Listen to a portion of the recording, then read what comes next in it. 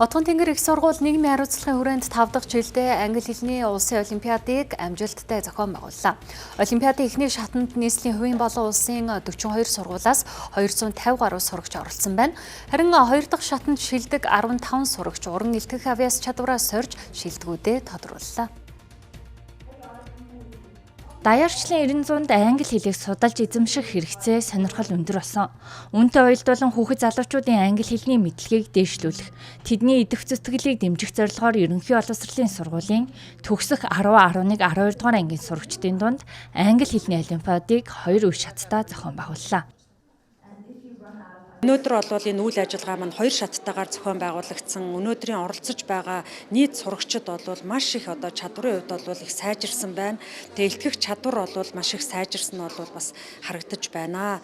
Тэгээд өнөөдрийн олимпиадад оролцсон нийт сурагчидаа цаашдынхын сургалт судалгааны үйл ажиллагаанд амжилтыг хүсье. Тэгээд та бүхэн бол Монголын ирээдүйн хөгжлийг түүчээлж авч явах юм залуус шүү. Амжилт хүсье. Улсын сургууль, хувийн сургуулиар нь бид нар бас тестийн материалаа ялгаж бас хийж байгаа. Яагаад гэвэл сургалтын онцлог бас хөтөлбөрөөс хамаарат хүүхдүүд манаас хэрэг үнзгэрч англи хэлийг үзэж байгаа тэр хөтөлбөрийн онцлогоос хамаарат хувийн сургууль, улсын сургууль гэсэн англиар бас тестээ бэлдэж авч байгаагаар маш онцлог. За дээр нь жил ирэх тусам манай олимпиадын хүрээ бол маш их нэмэгдэж байгаа.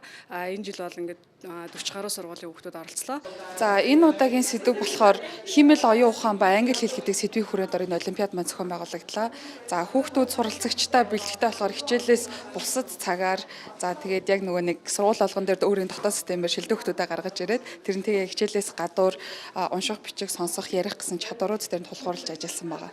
Одоо энэ олимпиадад орохдоо өөрийнхөө жоохон илтгэх чадвараа сайжруулах хэрэгтэй гэж бодож байна. Ер нь бол бусад бичих тийм олимпиадад орохдоо ингээд бичгийн сэдвээр гайгүй гэж байсан. Гэхдээ илтгэл дээрээ ер нь өөртөө нэг хангалтгүй гэж бодож байна.